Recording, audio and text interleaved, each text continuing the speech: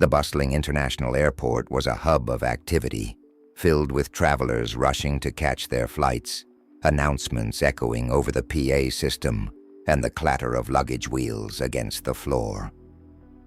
Amid the sea of faces, Anastasia Williams, a poised and elegant black woman in her early 50s, made her way to the boarding gate. Her tailored business suit and composed demeanor exuded professionalism and quiet confidence. She handed her boarding pass to the gate agent, a young man who barely glanced at her before scanning it. However, as the machine beeped in error, he frowned and took a closer look at the pass. His gaze shifted to Anastasia, skepticism clouding his face. "Ma'am, are you sure this is your boarding pass?" he asked, his tone laced with suspicion. Anastasia, maintaining her calm, responded evenly, "Yes, it is. Is there a problem?" The agent hesitated before mumbling something into his radio. Within moments, a middle-aged manager in a crisp uniform approached. His eyes swept over Anastasia briefly before focusing on the pass in the agent's hand. His expression hardened as he spoke. "Ma'am, we need to verify this ticket. Can you explain where you obtained it?" His voice was clipped, carrying a tone that suggested she was already guilty of something. Anastasia felt a wave of indignation but refused to let it show. "I purchased it, just like everyone else here. I also have the receipt if necessary." Despite her composed response, murmurs began to ripple through the crowd behind her. Passengers exchanged glances and whispers, their curiosity piqued by the scene unfolding. Some looked at her with open suspicion. Others pretended not to notice but stole furtive glances. The manager sighed impatiently. "Please step aside while we look into this." Anastasia, holding her ground, asked firmly, "Why am I being singled out? Is there something wrong with my ticket? Or is there another issue?" The manager's silence was answer enough.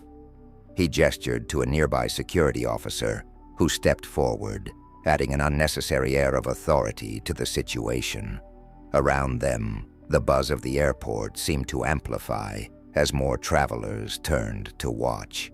A man in the nearby line muttered audibly, "Bet it's a fake. You can't trust everyone these days." Another passenger chimed in. She probably thought she could sneak through.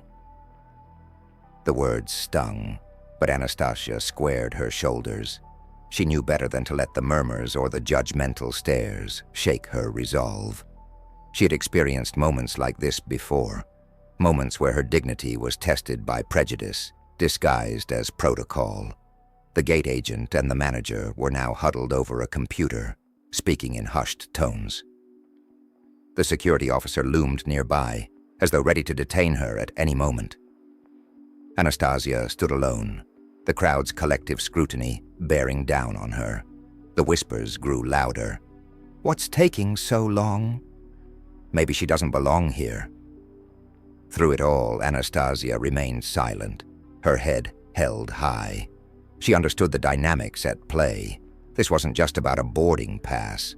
This was about assumptions and biases, the kind that had shadowed her and countless others throughout their lives. When the manager finally returned, his expression had only hardened further. With a clipped tone, he said, "Ma'am, we'll need you to come with us to verify your identity and the legitimacy of this ticket." Anastasia, now keenly aware that she was being publicly humiliated, nodded once. "Lead the way," she said, her voice steady. She refused to give them the satisfaction of seeing her anger or discomfort. As she followed the manager and the security officer through the terminal, the crowd parted, their stares burning into her back. The humiliation was palpable, but Anastasia was determined to see this through. Deep down, she knew this moment wasn't just about her. It was about challenging a system that all too often judged people by their appearances instead of their character.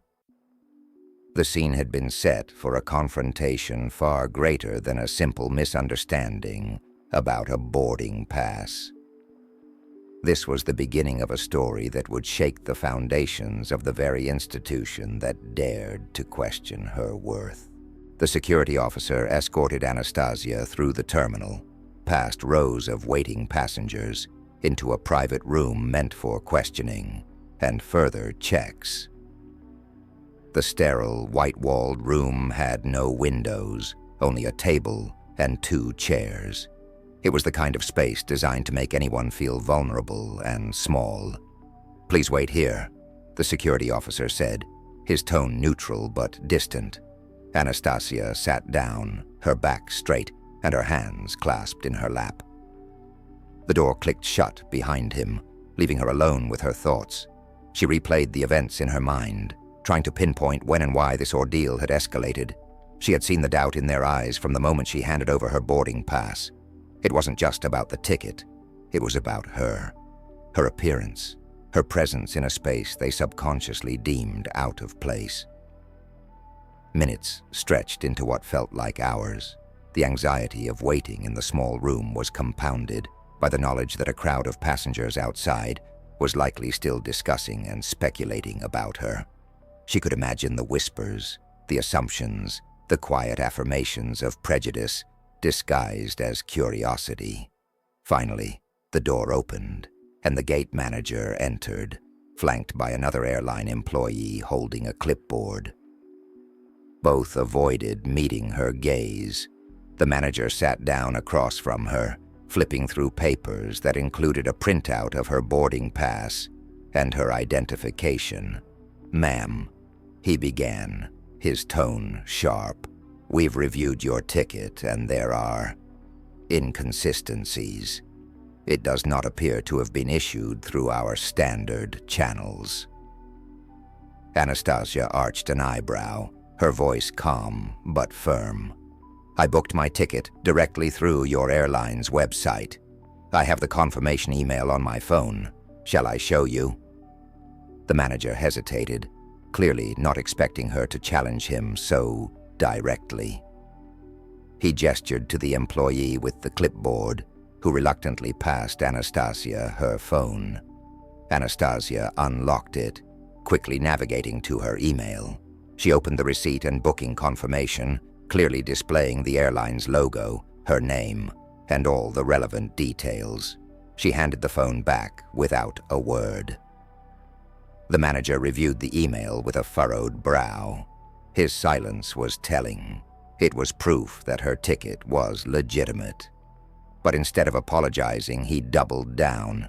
"Even if the ticket is real," he said, his tone defensive, "we have protocols to follow when something seems suspicious. I hope you understand." Anastasia's patience was wearing thin. "Suspicious?" she repeated, her voice cool.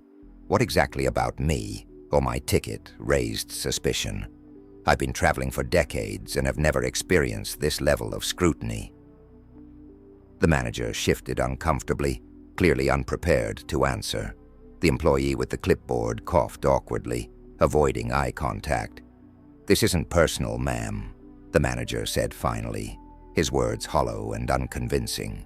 "We're just doing our job." "Your job," Anastasia said, her tone now edged with steel, "seems to involve humiliating me in front of dozens of passengers without a shred of evidence that I've done anything wrong. Tell me, would I be sitting here if I looked different?" The room fell silent. The weight of her question hung heavily in the air, exposing the underlying bias that had driven the situation. The manager cleared his throat, attempting to regain control of the conversation. "We're simply trying to ensure the safety and integrity of our passengers," he said, his voice faltering. Anastasia leaned forward slightly, meeting his gaze directly. "If that were true, you would have handled this with discretion instead of parading me through the terminal like a criminal." The manager looked away, clearly unsettled. Before he could respond, the door opened again, and a senior airline official stepped in. This newcomer was older, with an air of authority and a name badge that read, Operations Director, asterisk, asterisk. What's going on here? The director asked sharply, glancing between Anastasia and the two employees. The manager quickly explained the situation, framing it as a routine investigation. But as the director listened, his expression darkened. When the manager finished, the director turned to Anastasia. Ma'am, I apologize for the inconvenience. May I take a look at your documentation? Anastasia handed over her phone and identification again, her patience hanging by a thread. The director reviewed everything in silence, then sighed deeply. This is a valid ticket, he said, his tone firm. There was no need for this level of escalation. Ma'am, on behalf of the airline, I apologize for the way you've been treated. Anastasia could see the faint trace of sincerity in his expression. But it wasn't enough. The damage had been done, and the crowd outside had already seen her dignity questioned. She knew this wasn't the end of the matter. As the director left the room to resolve things, Anastasia sat back, preparing herself for the next phase of the battle. Outside, passengers were still whispering. The tension in the air was palpable, but they didn't know what was coming. This wasn't just a misunderstanding. It was a reckoning in the making. The sterile room's door swung open again, this time revealing a taller, more authoritative figure. His polished demeanor, sharp suit, and the unmistakable insignia on his lapel marked him as someone higher up in the airline's hierarchy. He was flanked by two assistants, both holding tablets and files. This was the airline's asterisk asterisk, Chief Customer Relations Officer asterisk asterisk, a man whose sole purpose was to manage situations before they spiraled into PR disasters. He entered the room, his expression carefully composed, though the tension in his shoulders betrayed his awareness of the gravity of the situation. Miss Williams, he began, his voice measured and polite.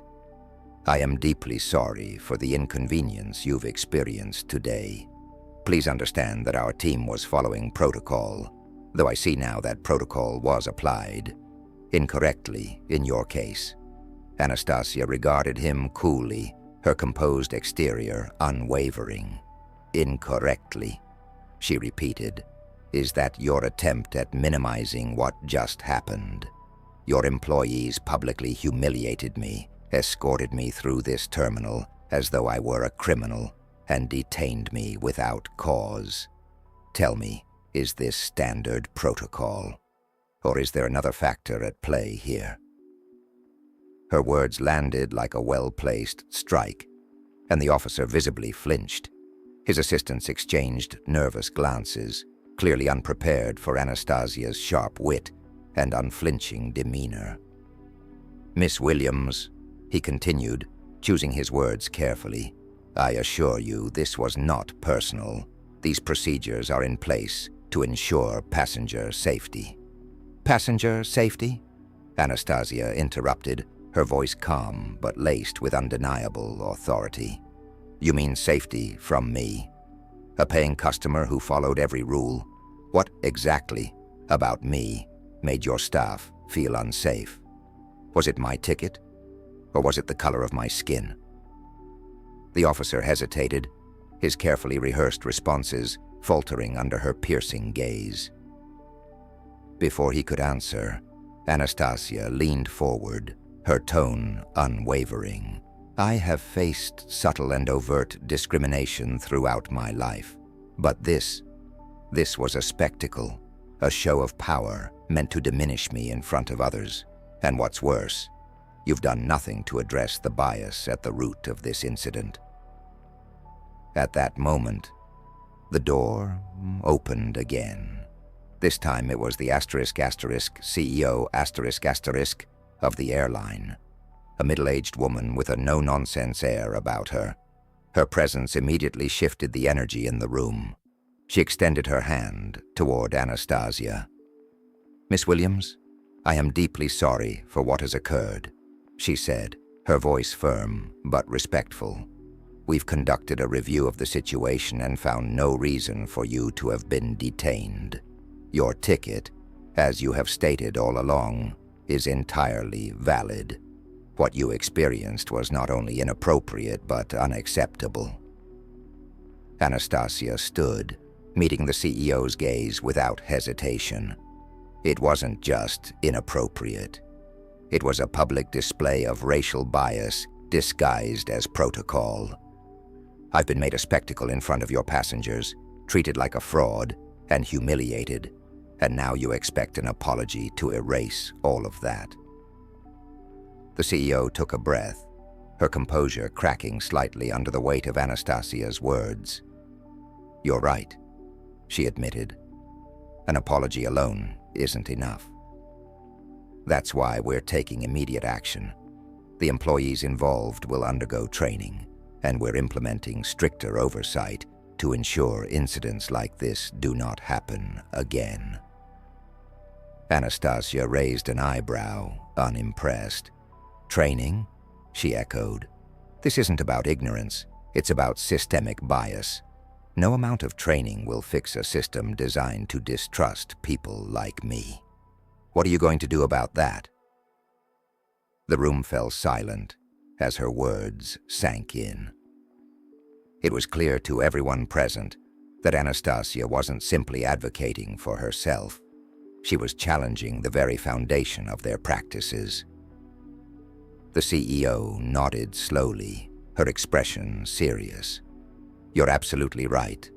This goes beyond training. Miss Williams, we value your input as a customer and as someone with first-hand experience of our failures. I'd like to invite you to work with us on reevaluating our protocols and ensuring they reflect fairness and equity." Anastasia studied her, searching for sincerity. "And what about the public perception?" she asked. "You've allowed your staff to humiliate me in front of dozens of people. Do you plan to address that?" The CEO glanced at her assistants before answering. "We'll issue a formal apology on our social media platforms and website, acknowledging the mistakes made today. We'll also ensure a personal apology is delivered to every passenger who witnessed the incident." For the first time, Anastasia's expression softened, though her resolve remained strong. "Good. Because this isn't just about me. It's about making sure no one else has to experience what I went through." The CEO extended her hand again. This time, Anastasia took it. But the fight wasn't over. The moment wasn't just about reconciliation, it was about accountability. Anastasia knew that her actions today would send a message not just to the airline, but to anyone watching. As she walked out of the room, escorted by the CEO herself, the murmurs of passengers outside grew louder. Phones were pointed in her direction, capturing her confident stride. Anastasia could feel the weight of their stares, but this time, she didn't care. The climax wasn't the apology or the resolution in the room. It was the quiet yet powerful sense of victory that came from standing her ground and demanding justice. And this victory would reverberate far beyond the airport walls. As Anastasia emerged from the private room, accompanied by the CEO and a group of senior airline officials, the terminal went silent. The curious and judgmental murmurs of the crowd faded as people watched the scene unfold. Anastasia's composed yet commanding presence stood in stark contrast to the humbled expressions of the airline staff walking behind her. The CEO cleared her throat and addressed the crowd, her voice echoing in the terminal. "Ladies and gentlemen, I'd like to take a moment of your time to address what has happened here today. Earlier, one of our passengers, Miss Anastasia Williams, was subjected to an unnecessary and inappropriate investigation due to a failure in our processes. On behalf of our airline, I extend my deepest apologies to Miss Williams and to all of you who witnessed this unacceptable event." There was a pause as the CEO scanned the faces of the crowd, many of whom had their phones out, recording her every word. We, at this airline, pride ourselves on serving all passengers with dignity and respect. What occurred today does not reflect those values, and we are taking immediate steps to ensure incidents like this never happen again. Miss Williams, thank you for your patience and grace during this ordeal. We are committed to learning from our mistakes. The crowd murmured again, this time with a different tone, one of interest, and perhaps a hint of respect for the public acknowledgement of the wrongdoing. Anastasia remained silent, letting the CEO's words hang in the air. She understood the importance of letting them own their failure, but she wasn't finished yet.